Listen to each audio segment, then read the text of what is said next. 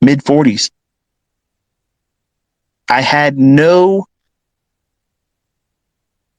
concern of the outcome of how my family would, because I was thinking, well, they're going to be happy because I'm making a lot of money. I'm presenting, a lifestyle for them. And if they need something, dad's got it. That was my rationale for doing it. But that's not good, because I wasn't there for the dad moments I should have been. And if you're a young person without children and you plan on having children, or necessarily don't have to be a young person, but if you haven't had children yet and you're about to do so and you're embarking on this journey, do follow what I put out in that 1440 series. It's, you will hear from my heart. And the series I did, if I could go back and tell my younger self, what I know now, I literally exposed my heart to all of you. And I can be honest and tell you, I was afraid to put it on YouTube because it's raw, and I speak right from my heart, and I'm telling you things that most men probably wouldn't admit to, because we want to walk around like we have a 12-inch cock and any woman can get with us because we want them, and that's just the way it is, and we're Mr. Everything, a Chad. And in reality, when you have children, your life isn't yours. And I did not do the right things. I spent too much time pursuing this and not being the dad. And it's unfortunate, but I have time, hopefully, that I can now pursue things and make memories with them. So you can have a whole lot of money. You could be, a person of influence in this industry and be a fucking failure as a family person. And I was a failure. I was not doing the things I should have been doing. I spent way too much time doing all this stuff. But it's my passion. And it's the words they're just not reaching far enough for me to feel satisfied in explaining. All I know is you can think that you're successful because you make a lot of money and you can have a lot of nice things and afford things and not worry about the cost of living and still not be happy, not satisfied, and regretful. If you do things that I did wrong, you'll have that same discomfort that I feel. Like, I know some of you sit around thinking, man, ICT must be really happy right now. He's kicking back. I have a lot of regret. I wish I would have done things that were simple, that didn't cost anything. Just my time and attention towards my kids and my wife. If I would have done those things more, I wouldn't feel the guilt that I feel. I have lots of money, but that doesn't compensate for it. Them knowing that we have that money doesn't compensate for it. Hearing my kids tell me just this weekend, so this is awesome, Dad, to be able to spend time with you like this, because we never had it before. And I broke down right in the restaurant. I'm appreciative that they recognize it, but it's just like, and I don't want to tell them don't say that, because they should tell me. It's entitled to them. They need to tell me that stuff, and I need to hear it. But you don't want to be like I am right now, hearing it, where you could just plan your life better. Success can be had, and you don't need to be a monster in it like I was trying to be. Like it devoured my entire life. And for the folks that are constantly always reaching out to me and trying to tell me, please don't stop doing what you're doing in November, you need to really understand why I need to stop. Like, if you respect me, you'll respect the fact of why I'm doing it. Because the money, I can make lots of money. I can make mentorships, I can make books, I can make courses, I can blow that fucking YouTube channel up and advertise every fucking where and be the biggest name in this industry. I don't want it. I don't want it. It didn't do anything for me as a family man. At the end of the day, I have to look my children in the face. I have to look at my wife. And yes, they might smile and say, I love you, Dad. But behind that, they have so many open voids of time where I was not there and I was in the house with them. Do you want to hear that from your children?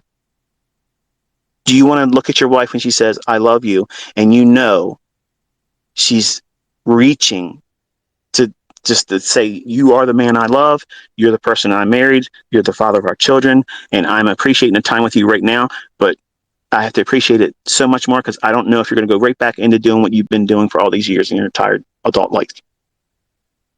You don't want to feel that. Trust me when I tell you, you don't want to feel that.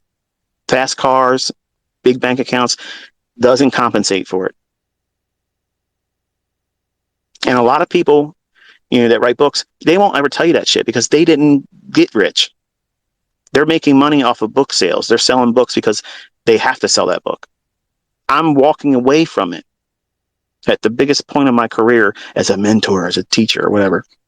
All the hype and stuff that's around me right now, I'm uncomfortable by it. Like I'm genuinely uncomfortable.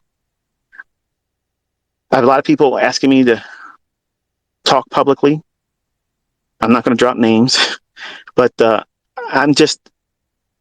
shy. I don't want to be like that. I can talk like this and pour my heart out to you because you're not sitting next to me. If you were being trained one-on-one, I wouldn't talk about the things I talked about. I would talk about the markets and how they would beat the fuck out of you. But I'm not going to tell you where I messed up as a husband, as a dad, as the real human being. I failed there miserably.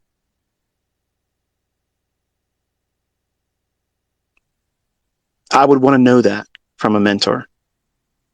I would want to know where they made major mistakes. And every book and author and every educator out there, they've never really scratched that surface. They talk about things outwardly. This person over here as a case study. But strangely, they don't ever have any problems in their own fucking life. Like they don't have any errors that they made. And I have. And I wish I wouldn't have done it. And since I went through pain, the Bible says, we go through these trials and tribulations and things that hurt us so that way we can give a testimony. I didn't lose sight and hope of, who was in control of me when I didn't have control of myself. And ultimately, he steered me where I am today. Even though I thought I was dialed in, I was lost. I had no idea where I was going. I had no idea I was going to end up where I'm at right now. I didn't set out to be inner circle trader, Mr. Smart Money Concepts and all this bullshit that people build up around my name. Like I literally did a search on YouTube. Do it. Just do inner circle trader or ICT on YouTube. And it's weird to see all these people with my logo and like putting all that stuff. Like it's not like what I thought it was going to be like. When I was 20 years old, if I could be really good at this and I could be popular, I wanted to be Larry Williams 2.0, but better.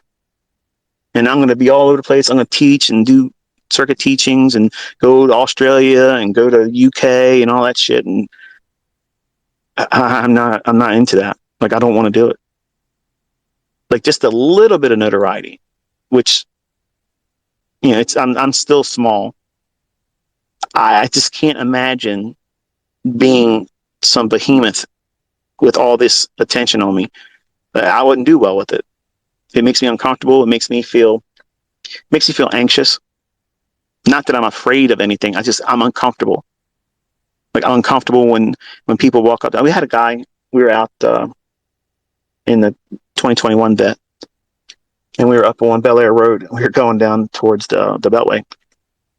And this guy gets out of his car and he starts taking pictures of us. I'm like, what the fuck? Again, man. And he's like, beautiful car. Can I get another picture from the other side? I'm like, what the fuck am I going to do to stop you? But it's just like, it's weird. Now, I'm certain that person has no idea that I'm an inner circle trader. But I was weirded out by the whole experience. Like, some of you young guys be like, I would love that. That would be fucking amazing. I don't like that. Like, I love the car for me. I don't give a fuck if anybody else likes it or doesn't like it. I like it. I bought it because I want it. And I don't use my image as ICT publicly. Like I don't do that. Like I don't have inner circle trader tags like on my car. Like you'd probably expect ICT1, ICT2, for every car I have. I don't have that. I don't want to draw any kind of attention to myself for that shit. And I'm really looking forward to post November just being back to just boring me. Like I miss that about me. Like I want to have just my own personal space, my own time, and back to just being content like that. You know, I said the other day on Twitter, I said, when I wake up in the morning, all of you, my personal students and all of you are my first thought. Now, I have 5 kids and I'm married. Is that normal? No. There's something wrong there. It's imbalanced. I have to balance that. And as long as I keep making myself available like this, it will remain unbalanced. This will always take more of my time. Well, I mean, we're going on 3 hours. And it's not monetized. I live this. And I want you to succeed. But I also have a family. And they want me in their life. They want me making memories with them. And I have to make myself available for that. And that's the reason why in November I'm stopping. I want my holiday season to be joyful, away from markets, away from Twitter, away from YouTube, you know, all that stuff. And it's not because I don't love doing this. I absolutely love it. I love it. But I have to take myself away from it because I can't control myself to not keep doing it. It's who I am. And I need to change that. I don't want to stay inner circle trader. I don't want to be ICT, you know, the rest of my life. I mean, obviously I am, but I don't want to be living my life as inner circle trader. I just want to be, you know, me. And I hope you can appreciate that. It may not seem fun, like, oh man, this sucks, but all my videos are staying up. I mean, once in a while, a couple times a month. I'm not promising it to talk about a market, you know, share an opinion about something, but I'm not promising that. And I want you to understand that that's where I want to go. And if I do that, that still in itself will reduce. I don't need YouTube. I don't need ad revenue. I don't need mentorships. And I don't need book sales. But I do want to make my final point about all this and be done with it. And whatever you guys do collectively as a community, as the industry, whatever you do with the information that helps you improve, you know, God bless you in it. Like, that's the whole reason why I did it. That's why I did it. And if it was anything other than that, I'd still be pushing and trying to build up all the things right now to make it bigger. I don't want it to be bigger. I'm uncomfortable. So you might be surprised if you find success and you find notoriety. You know, it might be the same for you or other people that thrive in that. You want to be a celebrity and you become one and you excel in it. I just don't feel comfortable with it. Like I'm just a regular person, you know, with a blessing. And I asked in a prayer that if he would let me understand it, put it in front of me where I can understand it, I would spend the rest of my life teaching it. And once I've said everything I will say publicly, there's nothing left for me to teach. Like, I've emptied myself out. And anything that's kept is not for you. And I don't feel obligated. That wasn't part of the arrangement, because I taught how to trade. I taught how to read the markets the way I see it. And I understand how it's delivered. And I'll be content. And that's my goal. That I have an itinerary, like I said, what I want to talk about, when I want to talk about it, how I want to talk about it. And when we're done, we're done. And being upset about it, it's just a waste of energy and time. Pour yourself into the content. Study it. Make it yours. And then don't forget me. Shoot me an email at innercircletrader@gmail.com, and I will love to see your testimony. I would love to see what you're doing. I get so many of them every single week. There's so many people all around the world that reach out to me and say, this is what I've been able to do. This is what I'm doing with it. You know, paying for communities in impoverished nations to be fed, you know, putting wells in places where they don't have drinking water. You know, that's the stuff I'm talking about. Not, I bought this Lamborghini. I bought this McLaren. I bought this house here. I live in a new place of the world because of you. Thank you. Yeah, that's great. God bless you for that. But I want to know what you do with it to help other people. That's what I want. I want to see you doing that. Contributing to people that don't have it. Not repackage my stuff and make mentorships. Okay, that's the other thing. I don't want that. A guy emailed me, said, "Hey, can I have your permission to take your mentorship and turn it into a book?" I promise I'm going to do word for words. That way I have it right. That's plagiarism. Okay. Several people already did that on Amazon, and I already reached out to Amazon. But, anyway, make sure I covered everything I want to talk about. Yeah. So you want to strip everything down that I've taught and make a simple model out of it. You need something to justify why you're bullish or bearish.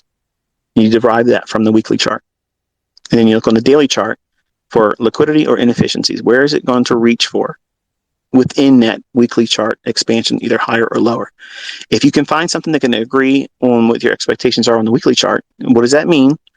If you're bullish, it means you think that the weekly chart, the candlestick that's forming for this week to come or the present week that hasn't completed yet, it's going to reach up to some kind of inefficiency, like a fair value gap above the marketplace on the weekly chart now, or it's going to go above a weekly high where buy stops would be. Which one is more likely to occur? To go up for either one of those scenarios or to go down for either one of those scenarios, but in the reverse. In other words, looking for an old low if you're bearish, or a fair value gap below market price on the candlestick that's on the weekly chart. It sounds like an oversimplification because you're ignorant to what it is you're looking for because you're too new. But for people that have been studying price action, it's easy to discern which is more likely. Is it likely to go up for either one of those two reasons or go down for either one of those two reasons? And whichever one is more likely to go with, that's your bias going in from a macro perspective. That is not your daily bias. Your daily bias has to be derived from your daily chart. So, for instance, if we had a really big move lower right on Monday and we're expecting it to expand up the upside, then we're expecting what on Tuesday or Wednesday? We want to see kind of something to reverse and go higher, but not change our bias because of it. Everybody looking at one candlestick on a daily chart would follow that logic that, okay, that big move on the one candlestick on a Monday, that's going to be the beginning of the move for the rest of the week. And that's generally not what happens, especially when the instances that we're expecting a specific thing in the weekly chart to either occur expanding higher or lower. So the weekly chart gives us our macro perspective, the higher time frame perspective. Then we use our daily chart to zero in with the economic calendar, a medium or high impact news driver. In that time of day, that's when the manipulation starts. And after that initial manipulation, we wait for an imbalance to form. There's going to be some displacement. The fair value gap will form. What time will it form? 10 to 11 or 2 to 3 o'clock in the afternoon. If it's in London, there you go. You're 3 times. There's 3 times in a day. Every single day, one of them forms it in every market. Every market, one of those time frames, or kill zones, if you want to call it, it will form.